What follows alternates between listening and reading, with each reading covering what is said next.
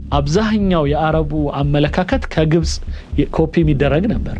ባንዳ መሆን ግን በጣም ይከብዳል ጤነኝነትም አይደለም ባይዘው የባህር በር አያስፈልገንም የሚል ሰው ካለ ጤነኛ አይደለም አንደኛ ኢትዮጵያን የአረብም የሙስሊምም ጠላት አድርጎ ይመሳል ነገር አለ የፈለገ ነገር ቢደርስበት ሀገሩንና ፖለቲከኛውን ሀገሩንና መሪውን እንኳን ሳይቀር መለየት መቻል አለበት keep your enemy close ይላሉ ማለት ጠላትም ቢሆን ራስ ጋር ቀረብ አድርገው ለምን ምን እንደሚሰራ ማየት ይችላል ዝም ብሎ ግን በደፈናው ኢትዮጵያ ወደ ባህር በር መምጣት የለባትም የሚል እሳቤ ካለው ግን ድንቁርና ሌላ ምንም ትርጉም የለው አላማቸው አልቲሜት ጎላቸው እየተበጣበት እንድትቆይ ነው አንድ ጻል ልጅ ግብጽ ሀገር ሲወለድ ጀምሮ ወይም ሆድ ውስጥ ያለ ጀምሮ ሚሰማው ሽሩሩ ሚሰማው እንጉርጉሮ ከናይል ጋር ግንኙነት አለው በጣም ይገርም ማለት አረብኛን ቋንቋ ከሃይማኖት ጋር ማያያዝ ከዚህ በፊት ጎርቶናል በጣም ግዕዝን እኔ ሀብት ነው ብዬ ነው ማምነው እኮ የአረብኛ ተርጓሚ ነው እንጂ ሃይማኖት ምን ያቃልና ነው ኡስታዝ ምትሉት ምናም ይላል አንዱ ይመጣና ስለዚህ ሁሌ የተተረጎመ ነገር እንከን አይጠፋው ስለዚህ ከመሰረቱ ማወቅን የመሰለ ነገር የለም በጣም ከባድ ጥያቄ ነው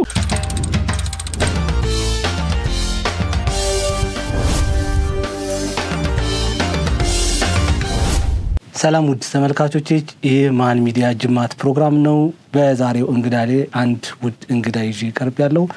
ከዚህ እንግዳ ጋር ጥሩ ቆይታ የምናደርግ ይሆናል እንግዲህ ራሱን ያስተዋውቅና ቀጥታ ወደ ፕሮግራማችን የምናልፍ ይሆናል ለተመልካቾች እስቲ ራስን ግለጽልኝ ኡስታዝ ጀማል በሽር ባላለው የኪንግስ ኦፍ አባይ ሚዲያ መስራችና አስተዳዳሪ ነኝ አሁን ቤት መግዛት ተችሏል አዲሱ ፕላቲኒየም ብሎካችን ላይ 35% እውነተኛ ቅናሽ ለ15 ውድ የማል ሚዲያ ቤተሰቦች እንዲሁም አንድ ቤት ሲገዙ አንድ ቤት በነፃ የሚያገኙበት እድልም ተመቻችቷል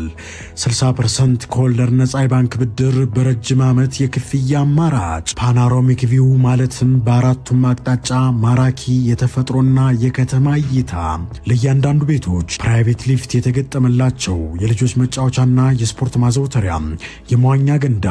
ጂምናዚየምና ቤተ መጻሕፍት ፓርኪንግና የኤሌክትሪክ ቻርጅ መሙያን ጨምሮ ሌሎች ሁሉን አቀፍ መዝናኛዎችን በነፃ በመዲናችን አዲስ አበባ በነፋሻማዋ ለቡ መብራት እጅግ ማራኪና ቅንጡ በሆነው የመኖሪያ መንደራችን ውስጥ በ5% ቅድመ ክፍያ ብቻ የቤት ባለቤት ይሁኑ ለበለጠ መረጃ በ0907888883 ወይም በ0944419190 ይደውሉ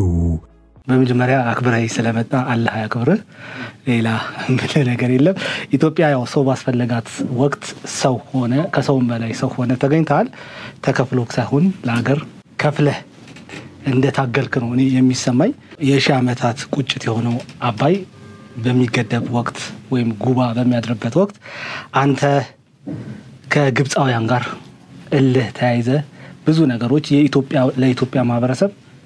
ከፍተኛ የግብጽን ተንኮል ሴራ እንድናውቅ ረድተናልና የልፍ ዘመናት ስብራታችን ሲጠገን በየሙያቸው ካገለገሉ ሰዎች መካከል አንደኛው አንተ ነህ ይሄኛውም ትውልድ ስምን ያነሳል የሚቀጥለውም ትውልድ ደግሞ በጣም ስላንተ ብዙ ነገር ይላል በያስባለሁ ካንተ ጋር መቆየት በመቻሌ ደስታ ይሰማኛል ካንተ ብዙ ማራለው ብዙ አተርፋለሁ ተመልካቾቼም እርግጠኛ ነኝ አንተን ስለያዩ ደስተኛ ይሆናሉ በያስባለሁ እና በዚሁ ቀለል ካለ ጥያቄ ቢጀምርና ኡስታዝ ጀማል ማን ነው የተወለደ የተማረ ወደ ሚዲያ ከመምጣቱ በፊት ምን ይሰራ ነበር እኔ ኳስ ሜዳ አካባቢ ነው ተወልጄ ያደግኩት እዚሁ አዲስ አበባ ውስጥ የአዲስ አበባ ነዋሪዎች በተለይም ደግሞ ኳስ ሜዳ አካባቢ የነበረውን የህይወት ቅርጽ ሁሉንም አለፈበት ነው የመጣሁት በጣም ጫውታ የሚበዛበት በጣም ደግሞ እንደዛው ሃይማኖታዊ ትግበራዎችም የሚበዛበት ምክንያቱም አካባቢው በመስጊድም በቤተክርስቲያንም በቄስ ትምህርት ቤትም በእስላሚክ ደግሞ የቁርአን ትምህርት ቤቶች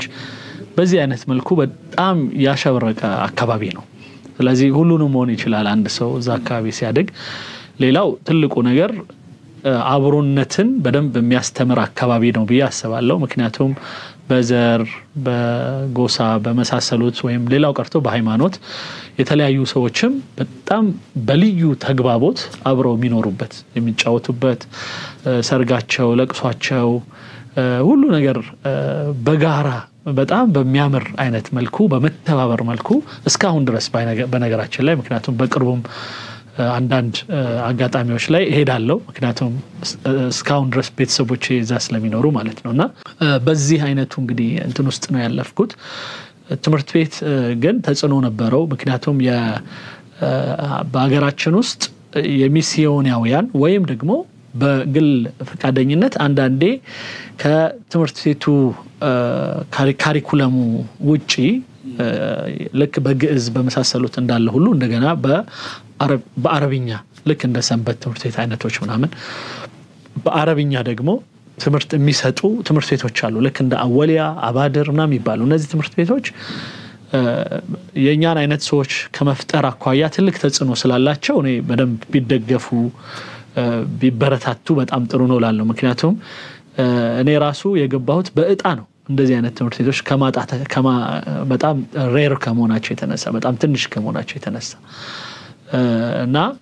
በጣም በእጣ ወይም ደግሞ አንዳንዶቹ ደግሞ ክፍያቸው ከኖርማል ወይም ሬጉላር ከሆነው ትንሽ ከፍ ያለ ስለሚሆን ያንን አፎርድ የሚያደርጉ የሚችሉ ሰዎች ብቻ ናቸው የሚገቡትና እነሱም ደግሞ በጣት ከአንድ እጅ ጣት ያነሱ ናቸው አሁን እንዳልኩት ነው ወሊያ አባድር በፊት በጣም እንግዲህ እኔ በደንብ አልደረስኩበትም ወይም በደንብ አላቀውም ዑመር ሰመተር የሚባል ነበር ከዛ ውጪ ጃሊያል የመንያዊዎች ለራሳቸው ዜጋዎች ሲሉ የመሰረቱት ትንሽ ነገር ግን ከዛ በኋላ ሌሎች ሰዎች የሚገቡበት ትምርት ቤት አለ አሁን ግን ኦሬዲ ኦልሞስት የለም ማለት ይቻላል ገና ሰርቫይቭ ለማድረግ አንድ ቦታ ላይ ሙከራ ያደረጉ እንደሆነ ሰምቻለሁ አባድር ለምሳሌ እኔ ተማርኩበት 7 እና 8 ኦሬዲ ተዘግቷል እንግዲህ እስከ 8 የነበረውን ራሱ 7 እና 8 ከዘጋ ወደ ታች ወረድክ ማለት ነውና መሆን የነበረበት ወደ ሃይ ስኩል ቀጥሎም ወደ ዩኒቨርሲቲ ማደግ ነበረበት እንደነዚህ አይነት እንትኖች ስለዚህ እነዚህ አይነት ትምርት ቤቶች ተጽዕኖ አላቸው ኢቭን የሃይማኖታዊ እንትኖች ራሱ የቁርአን ቤቱ ምናምን መስጊድ ላይ የሚሰጡት የሃይማኖት ትምርቶች ራሱ አረብኛን በደንብ በማስረጽ ረገድ ትልቅ ግብአቶች ናቸው ከዛ የሚፈልገው ነገር ምንድነው ልክ አሁን እኛ የመጣንበት ሌቭል ወደ ለምሳሌ እንትኑ የምንድነው ስሙ የሃይማኖትም ይሁን ወይም ደግሞ የፖለቲካ የመሳሰሉት ጉዳይ ከሌሎች ጋር ባለው ግንኙነት እንዴት ኢትዮጵያን እናስተዋውቅ እንዴት ሌሎች ኢትዮጵያን ያዋታል የሚለውን መነጽር ምናይበት ደረጃ ደግሞ ለመድረስ በጋራ ምን ዋይባቸው መድረኮች እንደ ኢንስቲትዩሽን ደግሞ ሪሰርች ምን ሰራበት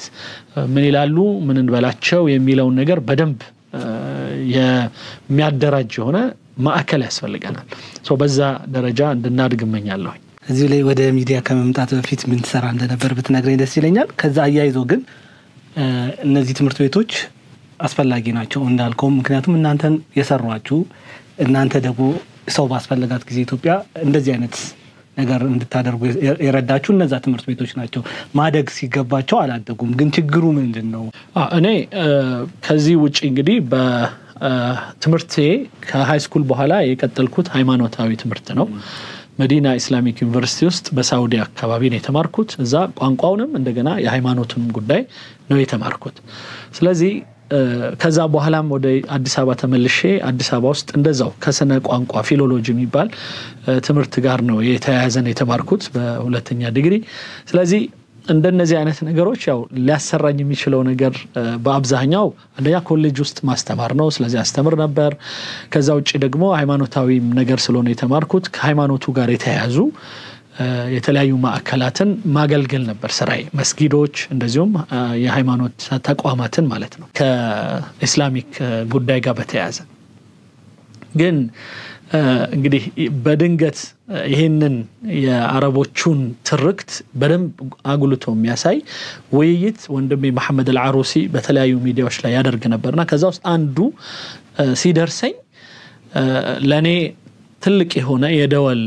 ምልክት ነው የሆነው ምክንያቱም በዛ በሃይማኖቱ ጉዳይ ላይ ብዙ የሚያስተምሩ ሰዎች አሉ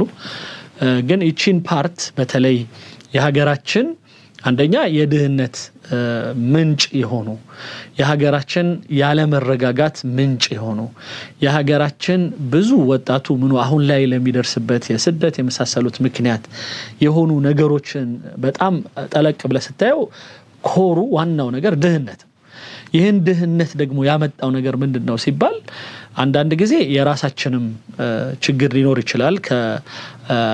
ካለን የስልጣኔ ካለን የአስተምህሮት ካለን ራሱ የደረስንበት የሆነ ንቃተ ህሊና ምናምን ችግር አለ ግን በጣም ግን ትልቁን ፓርት የሚይዘው ግን ከፍተኛ የሆነ ብልሽ የሆነ የፖለቲካና የሪሶርስ ላይ ፉክክር አለ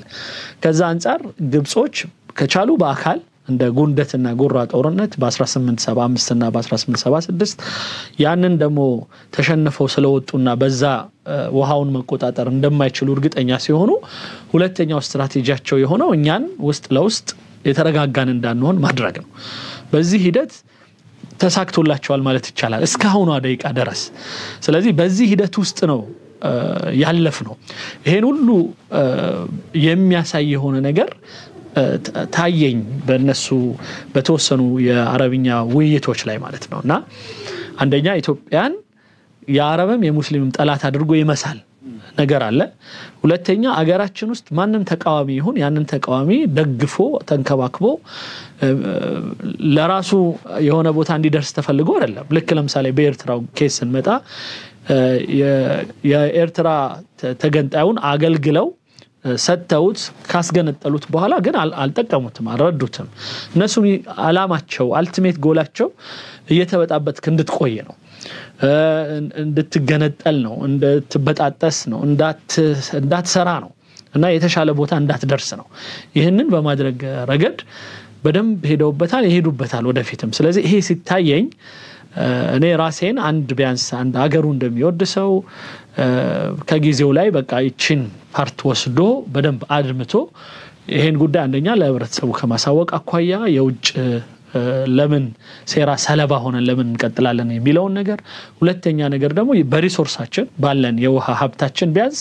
ተጠቅመን አሁን የደረስንበት ሰሞኑን የምትሰማው ነገር አለ የመን አካባቢ ለምሳሌ ወንድሞች የመን ስታየው አንደኛ በኢኮኖሚ በተለይ አሁን ላይ ወደ ኋላ በጣም የመለሱት ሀገር ነው ምንም የሌለበት ሀገር ነው በአሁኑ ሰዓት በፊት እንኳን ትንሽ አንዳንድ ስራዎችም ሊኖሩ ይችላሉ ብሎ አንድ ሰው ሊሄድ ይችላል ግን አሁን ላይ ግን አንደኛ ጦርነት ውስጥ በጣም የማቀቀች ያለች ሀገር ለራሷ እንኳን መሆን ያልቻለች ሀገር በጣም እንግዲህ ይሄን ያህል ቁጥር በጣም ብዙ የሆነ ቁጥር ከኢትዮጵያውያን ተዛ ሄደዋል አንዳንዶች እንደሚጠቅሱት አሁን ላይ ራሱ ለማባረር ያዘጋጇቸውና እየታገሏቸው ያሉት ቁጥራቸው እስከ 50,000 ሊደርስ ይችላል ይባላል ይሄ በአንድ አካባቢ ብቻ ነው እንግዲህ ስለዚህ ወደ የመን ወደ ደቡብ ሱዳን ወደ ሱዳን የሄደው ህብረተሰብ እንግዲህ ስታስበው ይሄ ትንሹ ነው ሊስት ነው ከዛ ውጪ ግን ወደ ሳውዲ ምን ያህል ቁጥር ሄደዋል ከዛ ውጪ ወደ ሌላው ወደ ደቡብ አፍሪካ ሄዳለው ብሎ መንገል ላይ ስንቱ ነው የሚሞተው ወደ አውሮፓ ሄዳለው ብሎ ስንቱ ነው የሽፍታ ራት የሚሆነው ወይም የባህር ራት የሚሆነው እንደዚህ አይነቱን ነገር ስታስበው ሌላው ቀርቶ አገራችን ላይ ያሉ አንዳንድ ኮንፍሊክቶች ወይም ችግሮች የሚቀጣጣሉትም የበለጠ የሚያብቡት የተወሰኑ ሰዎች ከገንዘብ ጋር በተያያዘ ሊያካብቱት የሚፈልጉት ነገር አለ ያ ድህነት ነው ማለት ነው መልሶ ወደዚህ ነገር የከተታቸውና የሪሶርሱ ፍክክር ራሱ በሀገር ደረጃ መቼም እንደ ክልል በጣት ሰውን ካስቀመጡ በኋላ አንዱ ክልል የተሻለ ሪሶርስ አለው ሲባል ሌላው ሊያካፍል ይገባል ሲባል ማዕከላዊ ወኩል አልሰጠም ሲባል በዚህ መልኩ የሚነሱ ነገሮችን ስታያቸው ዞሮ ገንዘብ ነው ዞሮ ሀብት ነው ዞሮ የኑሮ አለመመቻቸት ጉዳይ ነው ለዚህ ሁሉ ጥንቅጥ እየዳረገን ያለው ስለዚህ ለዚህ ሁሉ ምክንያት ደግሞ ስናስበው የውጭው ፖለቲካ እኛ ላይ የሚራመደው በተለይ ከአረቡ አካባቢ በተለይ ደግሞ ከግብጽ ምክንያቱም ግብጽ ናት የአረቡንም ሌሎቹንም ትርክት በደንብ አድርጋ ምትሰራላቸው ከዛ በኋላ እኛን የሚያዩበት መነጽር እነሱ በሚሰጧቸው ነው የሆነውና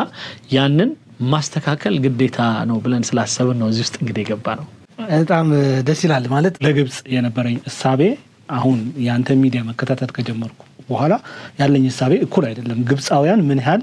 ኢትዮጵያን ለመጉዳት ከጥንት ጀምሮ የሄዱበት ርቀቶችን በደንብ ለማወቅ ችለናል። ታላቅ የምስራች በ4,400,000 ብር በአጠቃላይ ክፍያ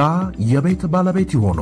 ሜሪት ፕሮፐርቲስ በሪል ስቴት ዘርፍ እንዲሁም በኮንስትራክሽን 2 አስርት ዓመታትን ያስቆጠረው ድርጅታችን አሁን ደግሞ ሰፊ ሙያዊ ክህሎት ተላብሶ የፖስቴንሽን ኮንስትራክሽን ቴክኖሎጂ ተጠቅሞ በውባ ፒያሳ ዘመናዊ መኖሪያ አፓርትመንት ቤቶችን በተመጣጣኝ ዋጋ አቅርበንሎታል። አራዳ ፓርክና ወዳጅነት ፓርክ ከፊትና በስተጀርባ ያደመቁት የውብ መንደራችን 2 ቤዝመንት ያለው እስከ 4ኛ ወለል ደረጃውን የጠበቀ ሞል እንዲሁም ባልተለመደ መልኩ 5ኛና 6ኛ ተጨማሪ መኪና ማቆሚያ ሆኖ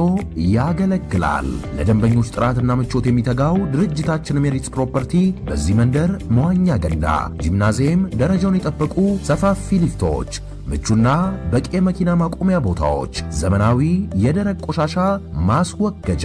አውቶማቲክ ጄኔሬተር የተገጠመለት የከርሰ ምድር ውሃና ለተለያዩ አገልግሎቶች የሚውሉ ሰገነት አካቷል። ከባለ 1 እስከ ባለ 3 መኝታ ቤቶችን በ10% ቅድመ ክፍያ ከ441,000 ብር ጀምሮ የቤት ባለቤት ይሆኑ። እንዲሁም 70% ለሚከፍሉ ደንበኞቻችን 30% ልዩ የማስታወቂያ ቅናሽ ይዘንሎት መጥተናል። ታዲያ ይህ ቅናሽ የሚቆየው ለ10 ተከታታይ ቀናት ስለሆነ በ0941 44 7879 ላይ ይደውሉ። ከአረብ ሊግ ጋር ተያይዞ አንድ ጥያቄ ባነሳለ እዚህ ጋር ድንገት የመጣልኝ ጥያቄ ነው። ግን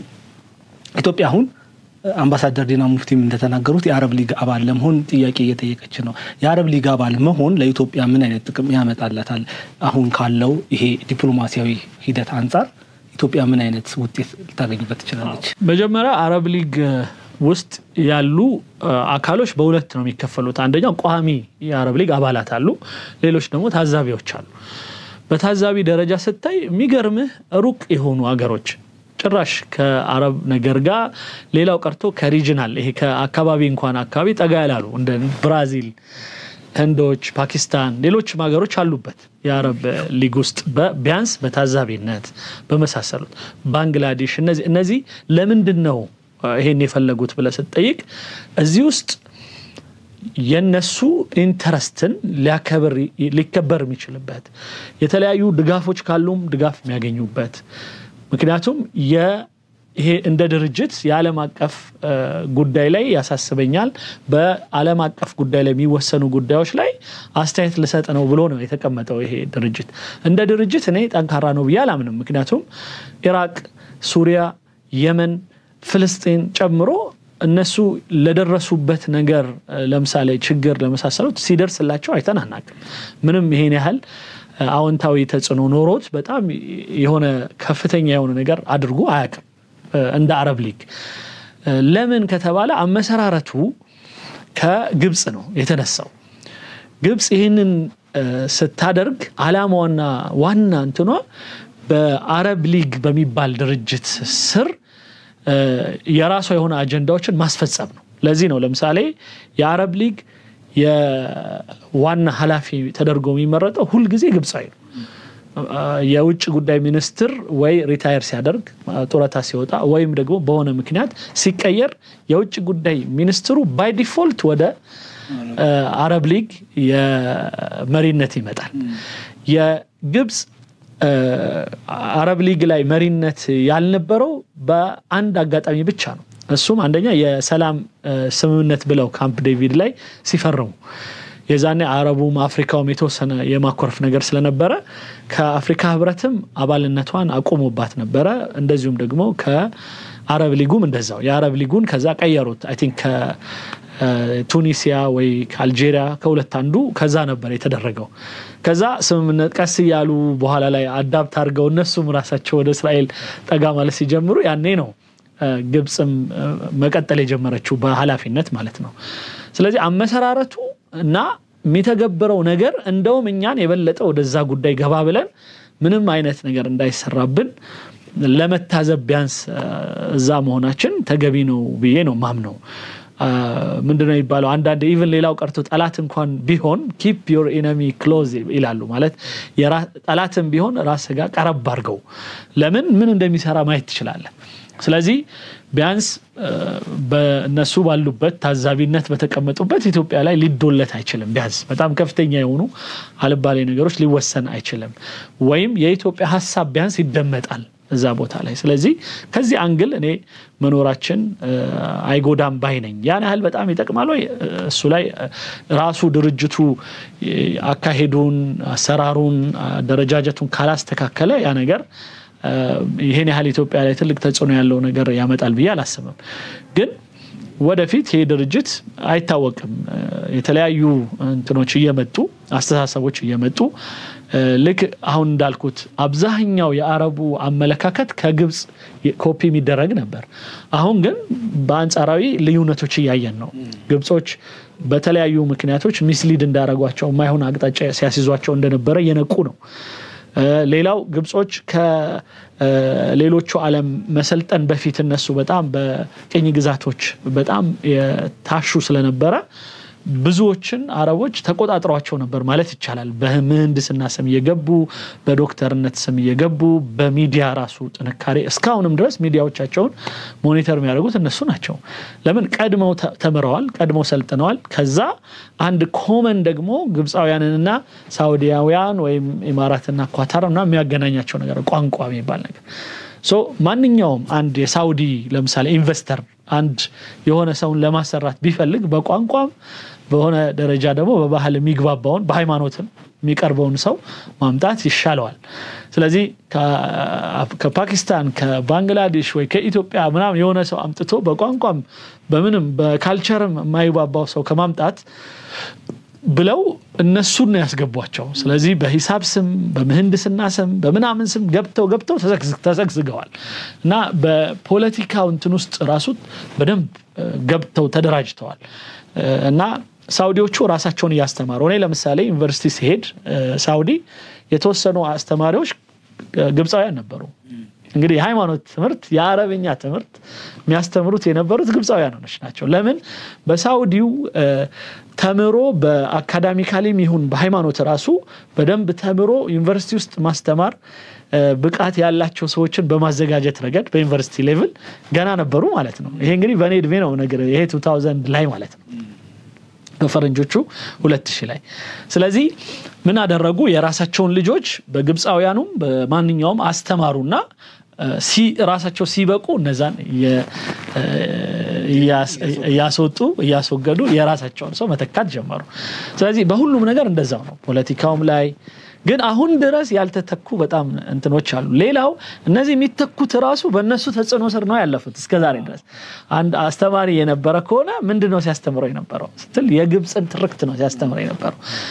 ግብጾች ስለ ኢትዮጵያ የሚያስቡትን ነገር ደግሞ ያያየነው ነው የሰማነው ነው ስለዚህ ያንን ነው ያሳያቸው ያደጉት ስለዚህ ማንኛውም አረብ ብዙ ጊዜ ከግብጽ ጋር በጣም የመነካካት ነገር ስለሚኖረው የታሸበት የውቀት እንትንም ሁኔታም እንደዛ ነው የሚሆነው ስለዚህ በጽሁፍም እነሱ ይበልጣሉ በጣም ብዙ ጽፈዋል በመጽሐፍ ደረጃ ይሄ ሃይማኖታዊ ሳቢዎችን ራሱ ከአሁኑ ካለው ዓለማዊ ነገር ጋር በደንብ ያያሹ ኢቭን ፖለቲክስ ራሱ በተለያዩ መልኩ በጽሁፎች ምናምን ይሰሩላቸው እነሱ ናቸው ድርጅቶች ሲሰሩ ድርጅቱ መሰራራቱ ምኑ እንዳለ ማኔጅመንቱ እነሱ ናቸው የሚሰሩት እስካሁንም ድረስ አልተላቀቁም በጣም ይሰራሉ ስለዚህ ይሄንን ነው ማለት ነው የምትታገለው አረብ ሊግ ውስጥ ስትገባ በእነሱ ትርክት የታሸ የሆነውን አካባቢ ያንተንም ትርክት ቢያንስ ማሳየት ትችላለህ ኖ ይሄ የሚባለው ልክ አይደለም ማለት ትችላለህ እንደገና ስለኔ የተረዳችሁት ልክ አይደለም ብለ ራስንም ለማስረዳት እድል ታገኛለህ ስለዚህ የአረብ ሊግ መሆን ጥቅሙ ይሄ ነው ቀደም አንድ ጥያቄ ዘልየብህ ነበር ለምንድነው ለምሳሌ የኛ አጠቃላይ ከአረቡም ጋር ያለን ግንኙነት ይሁን የአረብኛ ቋንቋ ጋር ያለን ግንኙነት የመሳሰሉ ለምን ተዳከመ እነዚህ ትምህርት ቤቶችም የዛ ውጤት ስለሆኑ ማለት ለምን ከተባለ ከጥንት ጀምሮ ለምሳሌ ግዕዝን ስናስብ የክርስትና ሃይማኖት ጋር ምናምን ቀኖናው ጋር ምናምን ይያያዛል በቃ ባይ ዲፎልት ትክክልም ነው አረብኛም ስናየው ከእስልምና ጋር ይያያዛል ግን ከእስልምና ባሻገር ግን ከግዕዙም ትንሽ በተለየ መልኩ አረብኛው ላይ በጣም ብዙ ደግሞ ሚሊዮኖች 100 ሚሊዮኖች አረብኛውን ለመግባቢያነት ደግሞ ይጠቀሙታል ምክንያቱም የሀገራቸው ቋንቋ ስለሆነ በዚህ እንግዲህ በአረብኛ ብቻ የሚግባቡና የሚነጋገሩ ጎረቤቶች ካሉት ውስጥ አንዱ ሱዳን ናት ሱዳን አረብኛ ቋንቋ ሌላ ቋንቋ የላቸውም የአረብኛ ሆኖ አንዳንድ ትንሽ ለወጥ ያለ ምናምን ይኖራቸዋል ሀገርኛ ቋንቋ ግን ሜን ቋንቋቸው ግን አረብኛ ነው ሳውዲ ኢማራት ቱኒሲያ አፍሪካ ውስጥ ብቻ አልጄሪያ በጣም ትልልቅ የሆነ እንትን ናይጄሪያ ውስጥ ራሱ በጣም ብዙ ቁጥር ሙስሊሞች ስላሉ የአረብኛ ትምህርት በጣም የተስፋፋም ከመሆኑ አንፃር በጣም አረብኛ ይችላሉ ብዙዎች ማለት ነው ስለዚህ ሴኔጋልን ብትወስድ ሁሉም በደንብ አረብኛ የሚማሩ ከሃይማኖት አንግል ማለት ነው በዛውም አረብኛ በደንብ የሚግባቡ ሰዎች አሉ ማለት ነው ስለዚህ እንደነዚህ አይነት ሰዎችን ሁሉ ኮንታክት ኮሙኒኬት ለማድረግ ቋንቋ በጣም ወሳኝ ነው ስለዚህ እኛ ሀገር ግን ያ ነገር ያልሆነበት ምክንያት አረብኛን ከሃይማኖት ጋር አያያዝ ነውና በተለይ ሀገሩን የሚመሩት አንዳንድ ጊዜ የነበሩት መሪዎች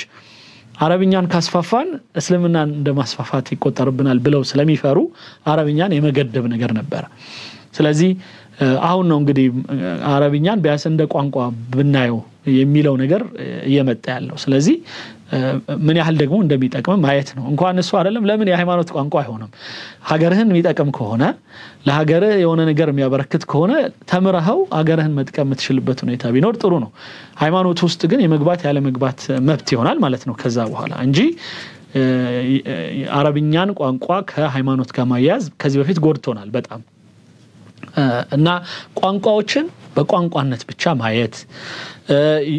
የሃይማኖት የአረብኛ ቋንቋን ስንማር ለሃይማኖት ምንማርበት አስተምሮት የተለየ ነው ባይዘው እንደ ቋንቋ ደግሞ ስትማር የተለየ ነው ለመግባቢያ ስትማረው ማለት ነው ውሃ ጠጣ በበሶ በላ እንደምንለው አይነት ማለት ነው እንደሱ ምንማርበት ወይ አለ ስለዚህ ሁሉንም ቋንቋ በዚህ አግባብ ከመጣው ከዛ በሙሉ ፍቃደኝነት ላይ የተመሰረተ ከሆነ ምንም ችግር አይሆንም ብዬ ነው ማሰበው ይጠቅማል እንጂ አይጎዳንም በአሁኑ ሰዓት ለምሳሌ አሜሪካ የሰለጠነች ሀገር ናት በአለም አንደኛ ናት ትባላለች በፓወር ማለት ሁሉ ይሄ እውነታ ነው ግን የአረብኛ 24 ሰዓት አልሁራ የሚባል ፕሮግራም አላቸው ልጆች እኛ ልጆቻችን ትምህርት ቤት ሲገቡ ኢቭን ከሚድል ስኩል ወይም ከዛም በፊት ቋንቋ መርጠው እንዲማሩ ይደረጋል ስለዚህ አረብኛ ይመረጥ አረብኛ ይማራል ቻይንኛ ይመረጥ ቻይንኛ ይማራል አማርኛ ይመረጥ አማርኛ ይማራል ኢቭን በአካዳሚክ ስኩል ላይ አንድ ህፃን ልጅ እስከ 7 ቋንቋ የመያዝ ካፓሲቲ ያለው ብለው ስለሚያምኑ የፈለገውን ቋንቋ መርጦ በዛ ሃይ ስኩል ጨርሶ እስኪወጣ ድረስ የተለያዩ ቋንቋዎችን መማር ይችላል ማለት ነው ስለዚህ ይሄንን ሲስተም እኛም ጋር ማምጣት እንችላለን ሎካል የሆኑ ቋንቋዎችንም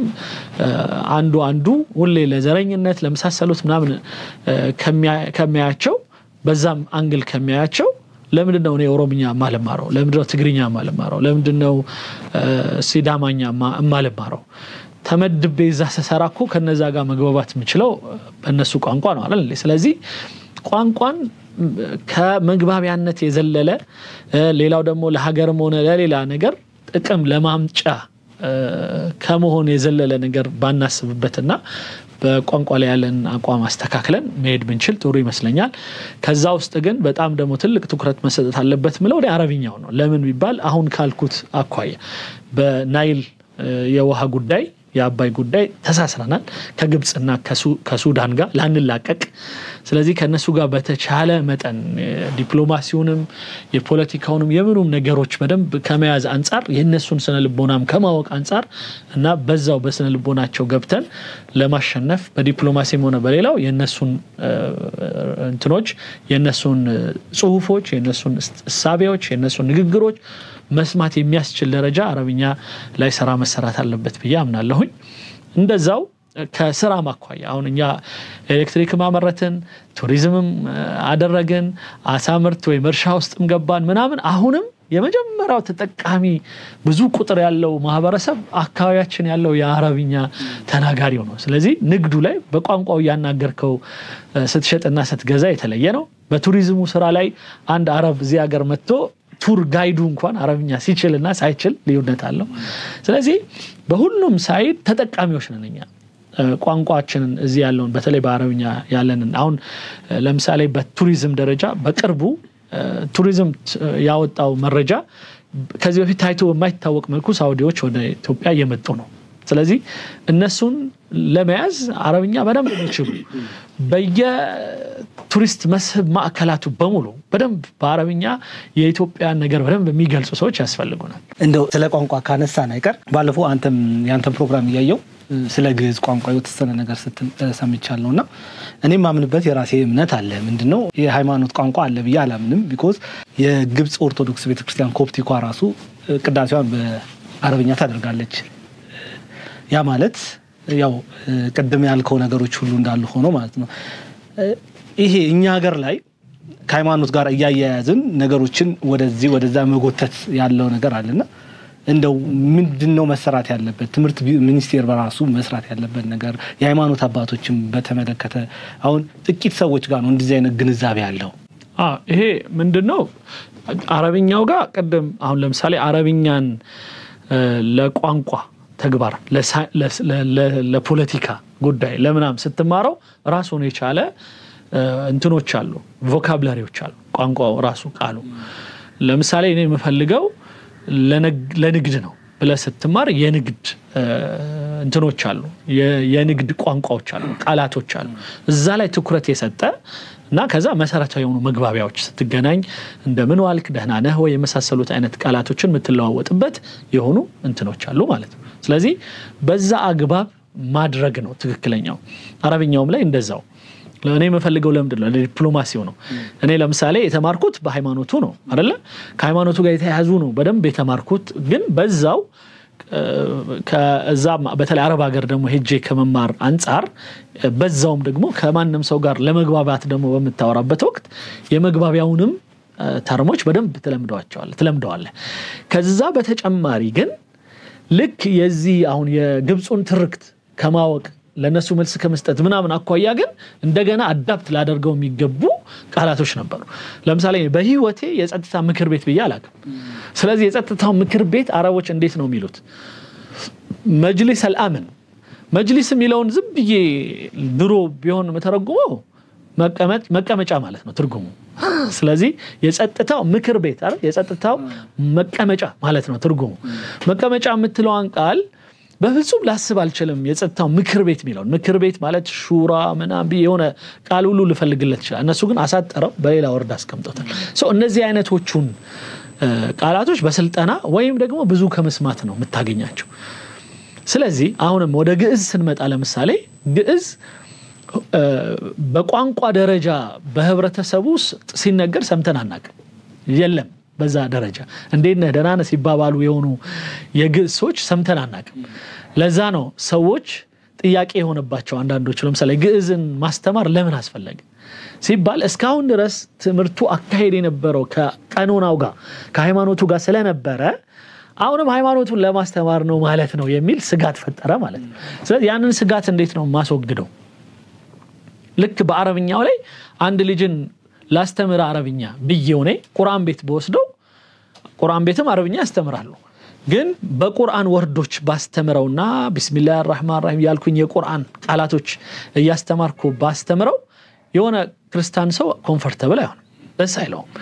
እኔ ልጄን እንድታስተምርልኝ የፈለኩት አረብኛ ነው ይላል አይደል አረብኛ ማለት የመግባቢያ እንትኑን እንጂ የሃይማኖቱን ቀኖና ልታስተምርልኝ አይደለም የፈለኩት ይላል ልክ እንደዛው ግዕዙ ላይም የዛች አይነት እንትን ይፈልጋል እርማት ይፈልጋል ምክንያቱም ሃይማኖቱ በዚህ ምንድነው ግዕዝ ቋንቋ ሲነገርም ያለው በሃይማኖት ጉዳይ ስለሆነ አይ ከዛ አውጥተነው እናስፋው እኔ በጣም እስማማለሁ ደስ ይለኛል ምክንያቱም ግዕዝን እኔ ሀብት ነው ብዬ ነው ማምነው የኛ ሀገራችን ሀብት ነው ትልቅ ሀብት ነው ግን አንፎርቹኔትሊ አለመታደል ሆኖ ገድለነዋል ማለት ቋንቋነቱን በቃ በሃይማኖት ላይ ብቻ እንዲታሰር ተደርጓል ስለዚህ ግዕዝ ተናጋሪ ሰው ላምጣ ካልክ ሁሌ ወይ ዳቆን ነው ወይ ቀሲስ ነው ወይ ምናምን የሃይማኖት እንትን ውስጥ ያሉ ሰዎች ነው የምታገኘው በተቃራኒው አረብኛ ላይ ግን ስትመጣ ምንም ከሃይማኖት ጋር ግንኙነት የሌለው እንደውም ክርስቲያን የሆነ ሰው አረብኛ ላይ ያወራ ይችላል ማለት ነው አይደል ስለዚህ ተለየ ትንሽ ልዩነቱ ይሄ ነው ስለዚህ እንዴት እናደርግ መጀመሪያ እኔ ግዕዝ ላይ ስራ ቢሰራ ጥሩ ነው ብያምናለሁ ብዙ ሰዎች ቢጽፉ በደንብ ብዙ መጽሐፎች ቢጽፉ ከቋንቋ አኳያ በላ ማለት በግዕዝኛ ምንድነው ጠጣ ማለት ወጣ ገባ ሰላም መባባል በግዕዝኛ ልክ አሁን ቢያንስ ለምሳሌኛ አሁን ትንሽ ለቀቀል አድርገውና ለምሳሌ አገራችን ውስጥ አንዳንዴ አሁን ኦሮምኛ በጣም ተናጋሪዎች ሲበዙ ጎረቤቶቻችን ምናምን ሁሉ ተናጋሪ ሲሆኑ በድንገት ምን ትለምዳለህ አካም የሚል ቃል አካም ጅርታ ፈያ ምናምን ብለ ትንሽ ማውራት ይጀምራል በጉራግኛውም እንደዛው እኔ ጉራጌ አይደለሁም ግን የጉራግኛ የተወሰኑ ቃላቶችን አቃለሁኝ ቢያንስ የመግባቢያ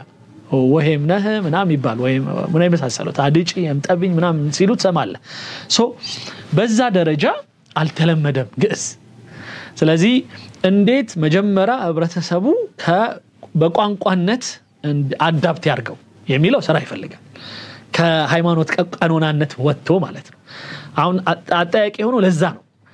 እኔ የተናገርኩት በግዕዝ ጉዳይ ላይ የተናገርኩት በሁለቱም አግባብ ነው አንደኛ በሃይማኖቱ ራሱ ያሉ ሰዎች ይሄም የሃይማኖቱም እንዳይጠፋብን ቢይዙት ደስ ይለኛል ምክንያቱም ሃይማኖቱ ላይ ዕውቀት ያላቸው ሰዎች በበዙ ቁጥር በኔ እምነት ጥሩ ሰዎች ይበዛሉ በየሰለማም በክርስትናው በእስልምናው ለምን ሃይማኖቶች ስረቅ አይሉም ሃይማኖቶች ተሳደብ አይሉም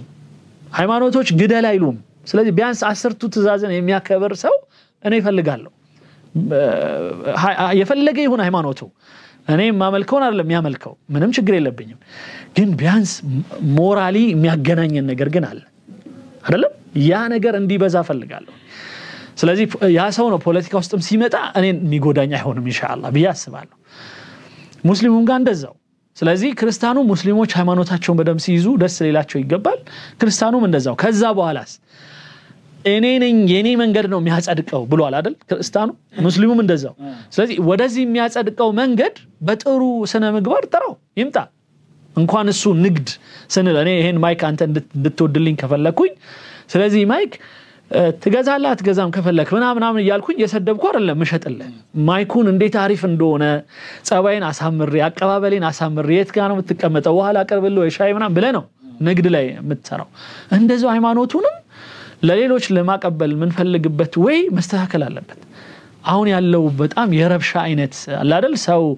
ናግም ያረግ በጣም የሚረብሽ ተቀበላላ ተቀበልም አይነት የማስገደድ አይነት የማጨናነቅ አይነት አካሄድ በፍጹም ተቀባይነት የለውም ሃይማኖቱ ሁለቱ ሰዎችን በስነ ስርዓቱና አይምሯቸውን በደንብ በሚገዛ መልኩ ሁለት ነገሮችን ነው መጠቀም ያለ አንድ ሞሽንም መጠቀም አለበት ኢሞሽናሊ ሰውየውን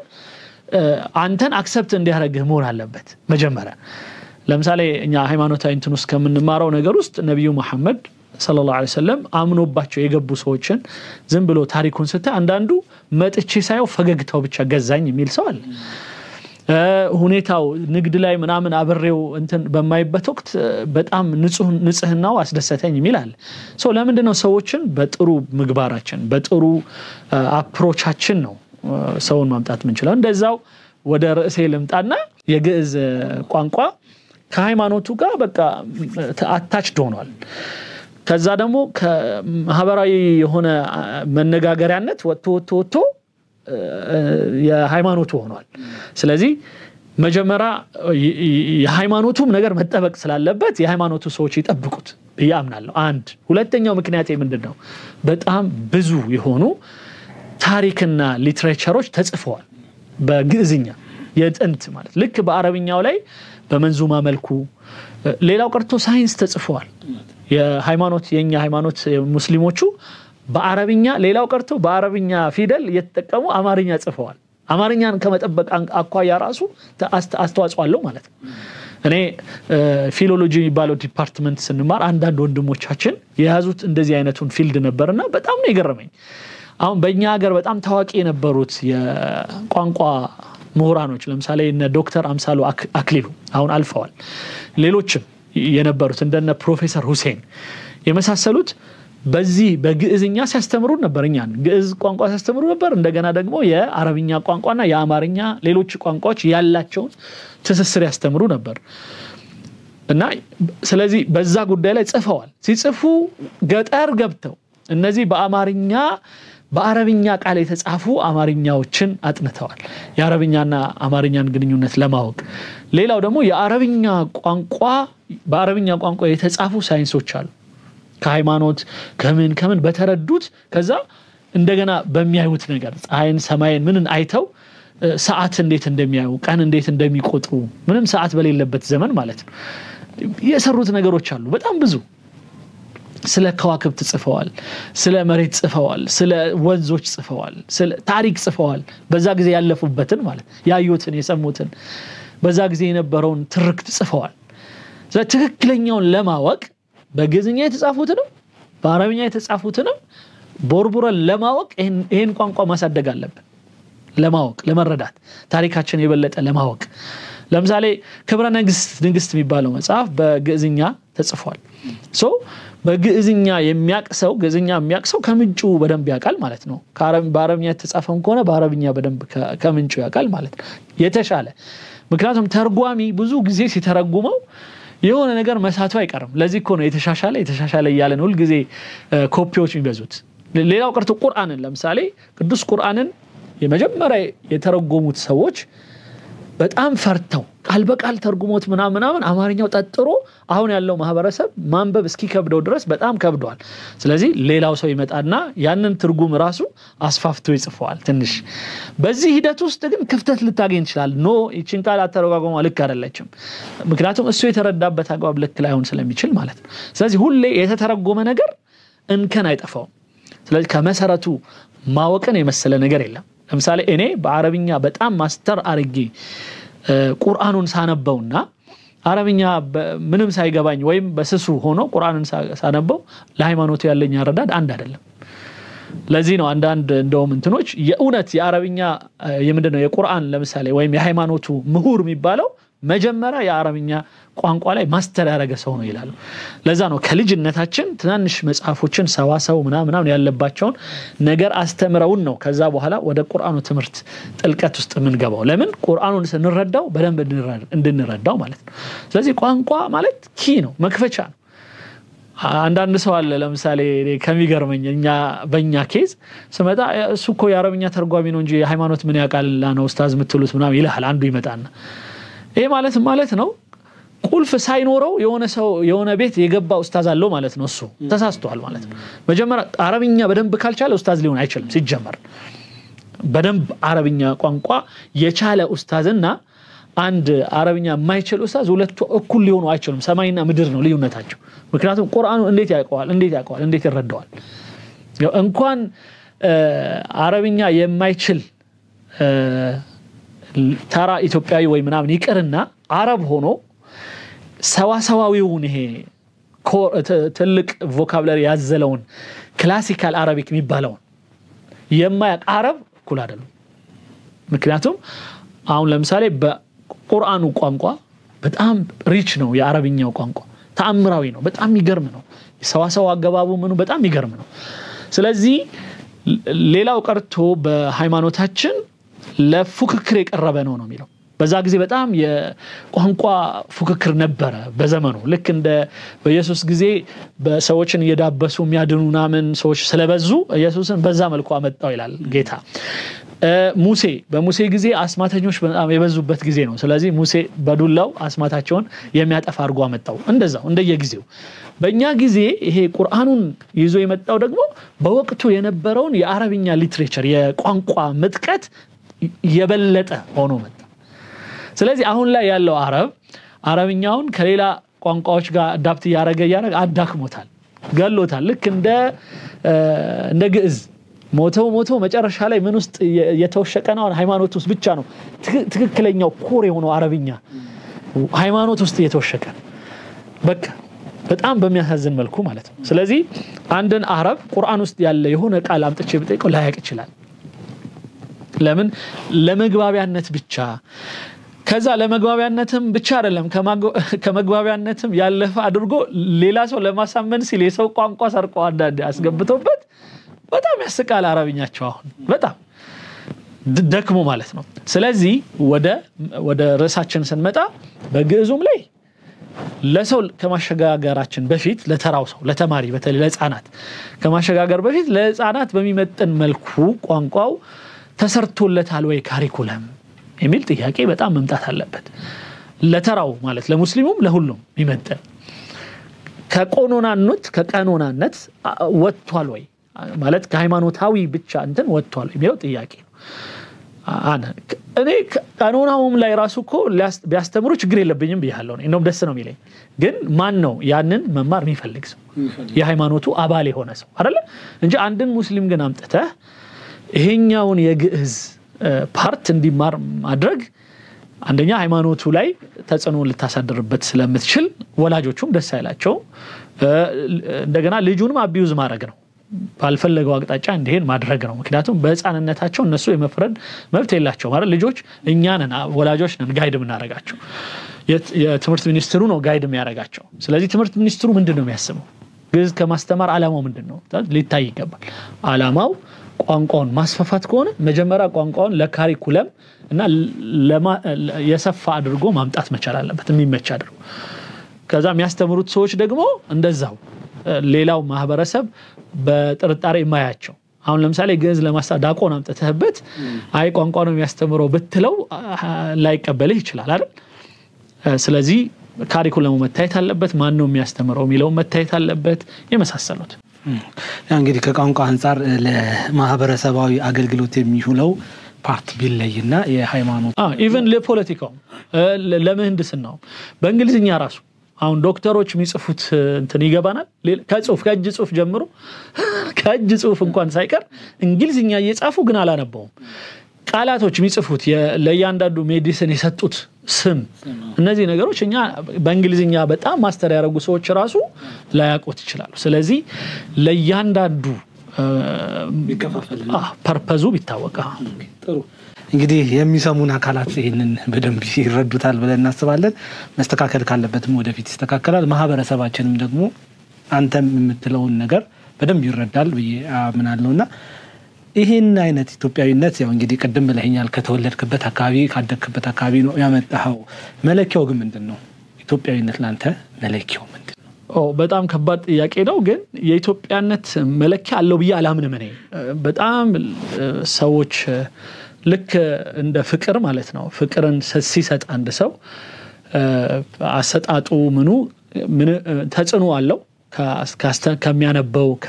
ከተማረው ነገር ከምናምን አንፃር ከእውቀትም ጋር የተያያዘ ስለሆነ ማለት ነው በእኔ እምነት ለምሳሌ እኔ በሃይማኖቴ ስመጣ እስልምና ላይ ሀገርን እንድወድ የሚያደርጉ የሆኑ አስተምሮቶች በጣም አሉ ከድሮ ጀምሮ ነብያቶች ሀገሮቻቸው ላይ ነው የሚላኩት መጀመሪያ ከዛ ደግሞ በሀገርኛው በቋንቋቸው ነው ህብረተሰባቸው የሚያስተምሩት ማንኛውም ነብይ ቁርአን ላይ ሲመጣ ምን ይላል ቢሊሳኒ ቀውሚሂ ይላል ሊሳን ማለት ምላስ ማለት ነው ወይም አፍ ማለት ነውና በራሱ ቋንቋ ነው የላክ ነው ይላል ስለዚህ ከራሱ ባህል ከራሱ አካል ከራሱ ቋንቋ የወጣ ሰው አካባቢው ላይ ተጽዕኖ ስላለው ማለት ነው እና ያ ደግሞ በሌላ ነገር ምን ያሳየናል ያ ነብይ የተሳሰረው ከሀገሩ ጋር ነው ማለት ነው ከብቷል ስለዚህ ሁላችንም ከሀገራችን ላይ ለዛ ነው ትብቴ የተቀበረበት እንላለን የተወለድኩበት ያደግኩበት ቀይላለሁ አይደለ መንደሬ እንላለን ሰፈሬ እንላለን ስለዚህ ይሄ ተፈጥሯዊ ነው ግን ይሄንን ተፈጥሯዊ ነገር ልኩን ከፍ ከማድረግ አንፃር ግን የእውቀት ጉዳይ ይመስለኛል የእውቀትና ከዛ ከእውቀትም ጋር ደግሞ እንደገና ካስተዳደግ ከአታችመንትህን የተሻለ ወይ ከማድረግ አንፃር እና የፖለቲካው ራሱ አንዳንዴ ተጽዕኖ አለው የእንትኑ ተጽዕኖ አለው ካሪኩለሞች አስተምሮቶቻችን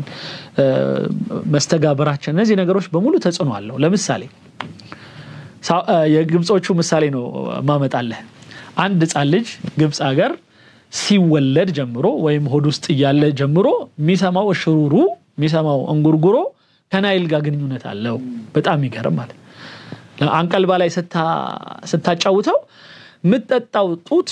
የምትጠጣው ወተት ከኔ የሚወጣልህ ናይልን በመጠጣቴ ነው ያለች ትነግረዋለች ባይሰማትም ማለት ነው እኛ ልጁን ለምሳሌ ወተቱን በጉያ ምናምን አጃውን ባህያ ሽሩሩ ምናምን ብለን ልጃችን እናጫውት የለ ያ ላይ ናይል አለበት ስለዚህ አንድ ልጅ ከናይል ሀገሩን ከናይል ጋር የማስተሳሰር ለምሳሌ እንትን የሚማረው ከዚህ ካንቀልባ ውስጥ ነው ማለት ነው ከእቅፍ ውስጥ ነው እስከ ከዛ በኋላ የአሰፋፈር ከውሃ ከእርሻ ጋር አሁን ገበሬ ከአፈሩ ጋርና ከውሃው ጋር ስላለው ነገር ያለው አታችመንትና እኛ ደግሞ ከተሜ ሆነን በእኛ ቤት መናቃችን ነው ገበሬን ብለን አንተ ገበሬ ብለው ከመሳደቢያ ነው ምናረጋው ነውር ነው በጣም ገባ ስለዚህ ትርክታችን አስተሳሰባችን ምናችን ሁሉ ነገራችን ሚቀኘው በአለንበት ሁኔታ በመንሄድበት ሁኔታ ነውና እነዚህ ሰዎች በነገራችን ላይ ለምሳሌ የግብጾቹን አሁን ምሳሌ ላምጣ ውሃ ላይ ነው የሰፈሩት 90% ውሃ ዳር ነው የሚኖሩት ከውሃው ወይ የጠጡ ወይም የጨለፉ ያራሱ ወይም በውሃው ላይ ጀልባ ይዘው ቱሪስት እንትን ይያሉ በቃ አስተዳደጋቸው ይሄ ነው ስለዚህ ከውሃ ጋር በጣም የተጣበቁ ናቸው እነዚህ ሰዎች ወስደ ሌላ ቦታ ብትላቸው መኖር አይችሉም ማለት ነው ልክ እንደ አሳ በጣም ይከብዳቸዋል እንደዛው እኛም እንደ ሀገር ብዙ ሀገር ጋር አታች ልንሆንበት ምንችላቸው ነገሮች ብዙ አሉ እነዛ ነገሮች ባደጉ ቁጥር ባሳደግናቸው ቁጥር በትምርትም በምንም የበለጠ ደግሞ አይ ቲንክ ያድጋሉ ብዬ አስባለሁ በውስጥ ስለዚህ ልክ የለውም ግን እንትኑን ብንናገር ግን ደስ ይለኛል ሚኒመሙ ግን ምን መሆን አለበት ቢያንስ ሲባል እኔ ባንዳ መሆን ግን በጣም ይከብዳል በቃ ከዛ ከባንዳነት መለስ መሆን አለበት ለምሳሌ አንድ ሰው ሀገሩን ቢያንስ የሚጎዳ ነገር ማድረግ በፍጹም የለበትም የፈለገ ነገር ቢደርስበት ሀገሩንና ፖለቲከኛውን ሀገሩንና መሪውን እንኳን ሳይቀር መለየት መቻል አለበት አንድ እንዲሁ ከሰማዋቸውና ካነበብኳቸው እንትን ውስጥ አንድ ሊጋባው በየነ የሚባል ሰው ነበረ ይባላል በወቅቱ ከነበረው ንጉስ ጋራ ተጣልቷል ኢቨን ስልጣን እንስጥ ሲሉት እንቢ ብሏል ምክንያቱም እንዳለ ስቴቱ ኮራፕትድ ነው የተበላሸ ነው ብሎ ስለሚያምን አኩርፏል እንደውም አንዳንዶች የሚሉት ታስሯል ሁሉ ይላሉና ግን ሀገር ወራሪ ሌላ አካል ግን ሲመጣ ንጉሱን አሁን ፍቀድልኝ በቃ ይሄን ወራሪ ካንተ ጋር ሆኜ አብሬ ልዋጋውና እሱን ካባረርኩ በኋላ ከፈለክ ታስረኛለህ ከፈለኩም ሽፍታነቴን እቀጥላለሁ በዚህ ደረጃ ያሉ ሰዎች አሉ ለሀገር ያላቸው ፍቅርንና ለመንግስት ወይም ለፓርቲ ለመሳሰሉት ያላቸው ነገር መለየት ይቻላል ስለዚህ የሀገር ፍቅር ጋር ስንመጣ ልኩ ቢያንስ በሀገር ጉዳይና የሀገር ጉዳይ ሲሆን ሌሎቹን ነገሮች ወደ ጎን ትቶ ለሀገር መቆም የሚያስችል ቢያንስ ፍቅር ሊኖር ይገባል ብዬ ሆምዬን እንጥያቄ ያነሳውተኝ ምክንያቱም ከረንትሊ ያለ አንድ ትልቅ ኢሹ አለ ኢትዮጵያ የህዳሴውን ግድብ አጠናቃለች ቀጥሎ የባህር በር ጉዳይ ላይ በጣም እየሰራች ያለችበት ሁኔታ ነው ጠቅላይ ሚኒስትር ዶክተር አብይ አህመድም 1 ሚሊዮን % እርግጠኛ ነኝ ኢትዮጵያ ተዘግታ አትኖርም ሲሉ ተናግረዋል ክብር ፊልድ ማርሻል ብርሃኑ ጁላም በባሌም ይሁን በቦሌ ወደ እንመለሳለን የሚሉ ሐሳቦችን አንስተዋል አሁን ይሄንን ሐሳብ በሚያነሱበት ሰዓት የሀገር መሪዎች ደሞ አሉ በተቃራኒ ሆነው ይሄ ወደብ ለኢትዮጵያ እንደማያስፈልጋት ኢቭን የብልጽግና መንግስት ሄዶ መዋጋት እንደሚችል ያ ጥያቄ የሌላው ማህበረሰብ ጥያቄ እንዳልሆነ ቀደም ከባንዳነት አንፃር እንትን የሚሉ አሉና እነዚህ ሰዎች ማለት ኢትዮጵያ አይደለም ወይ ያፈራቻቸው እንዴ ኬት ሊመጡ ይችላሉ ምንድነው መሰረቱ ያው ምናቃቸው ነገሮች ሊኖሩ ይችላሉ የገንዘብ የምናም ኢንተረስቶች የስልጣን ኢንተረስቶች ሊሆኑ ይችላሉና ማህበረሰቡስ እነዚህን ሰዎችና ፕራይም ሚኒስተር ዶክተር አብይ አህመድን ላንወደው ላንደግፈው እንችላለን እንዲሁ ዝም ብለን ማለት ነው ግን በሀገር ጉዳይ ላይ ለምንድነው መደገፍ ከበደን ይሄ አሁን ቅድም ያልነው ነው ሚኒመም እንትናችን ለሀገር ያለን ምልከታ ቢያንስ ሀገርን አሳልፎ የማይሰጥ ደረጃ መሆን አለበት ብዬ ነው ማምነው አሁን ባነሳው አንግል ላይ ሰዎች የተለያየ ሐሳብ ሊያነሱ ይችላሉ ለምሳሌ የባህር በሩ ያስፈልገናል ሚለው ላይ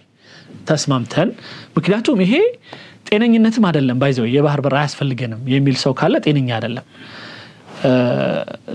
ሌላው ቀርቶ 10 ብር ያለው ሰው 20 ብር ያስፈልገኝም አይልም ግልጽ ነው ምናልባት የባሰበት አለ እንደዚህ ምናም ብሎ ሊያወራ ይችላል ይሆናል ግን 20 ብር ግን መሆን አያስፈልግም ግን አይ ወይም ብር አያስፈልግም ብሎ ግን ይሄ መሰረት ነገር ላይ አይከራከርም ስለዚህ ኢትዮጵያ እንደ ኢትዮጵያ በተለይ እንደ አሁን በአለም ላይ ያሉ ሀገራት እንደ ኢትዮጵያ ለምሳሌ በጣም ለባህር ቅርብ ሆና እስከ 2 እስከ 3 ቢሊዮን ዶላር ለጅቡቲ እየከፈለች በየአመቱ ከተለያዩ ጉዳዮች ጋር ተያይዞ ያን ያህል ብር ያወጣች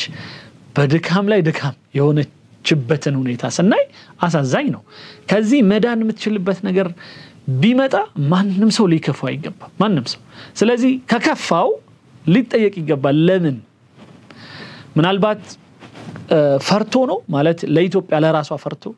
ይሄንን አገኛለሁ ብላ በመትሄድበት ጊዜ ብዙ ሌላ መታጣው ነገር ይኖራል ብሎ ፈርቶ ነው ያን ሰው መረዳት ነው የሚሻለው መወያየት ነው የሚሻለው ግን ዝም ብሎ ግን በደፈናው ኢትዮጵያ ወደ ባህር በር መምጣት የለባትም የሚል እሳቤ ካለው ግን ድንቁርና ነው ሌላ ምንም ትርጉም የለውም ስለዚህ ያንን እንትን ብልሹ የሆነ አስተሳሰብ ማየት ነው ቀደም ያነሳው ነገር ነው የሚሆነው ወይ ገንዘብ ነው ወይ ደግሞ ተልኳለው ወይ መሳሰሉ ስለዚህ ይሄንን ሰው ከዛ አግባብ ነው የምትነጋገረው ለምናልባት ይሄ ሰው አሁንም ከሌላ በኩል ብር ሲመጣለት እንደዚህ የሚሆን ከሆነ ከዚህ በኩል ብር ሲመጣለት ሐሳቡን ነገ ይቀየራል ብለ ወይ ብር እስኪኖር ድረስ ተጠብቃለህ ማለት ነው እንጂ ለዚህ ሰው ምንም መልስ የለም የተሻለ ነገር ሰተ ብቻ ነው የምትመልሰው ገንዘብ ከሆነ ያታለለው ስልጣን ከሆነ ያታለለው እንግዲህ ይሞክር ስልጣን ዝም ብሎ ሊመጣ አይችልም በጣም ጥረት ይጠይቃል እኔ ግን በዚህ አስተሳሰብ ሌቭል ላይ ሆኖ ስልጣን ላይ ግን ይመጣል የሚል ሐሳብ ግን የለም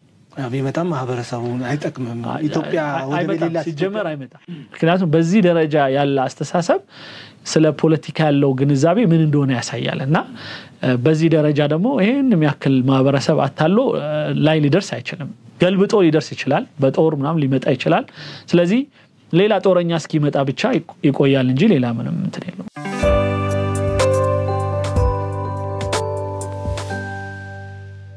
ውድ ተመልካቾቻችን የኪንግስ ኦፍ አባይ ሚዲያን ሰብስክራይብ ላይክ ሼር በማድረግ ቤተሰብ እንድትሆኑ በዚሁ አጋጣሚ እኔም ጠይቃለሁ